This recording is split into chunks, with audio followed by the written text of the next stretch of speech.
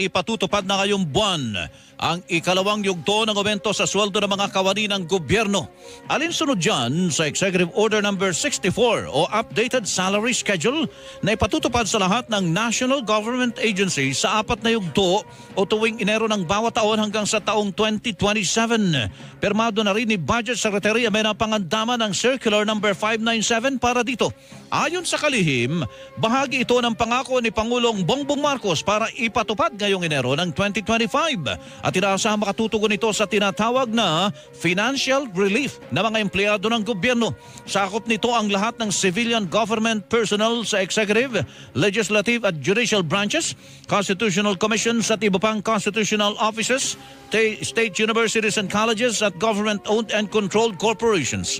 Pasok din sa makatatanggap ng aumento sa sahod ng mga nasa local government unit pero hindi kasama ang military at uniform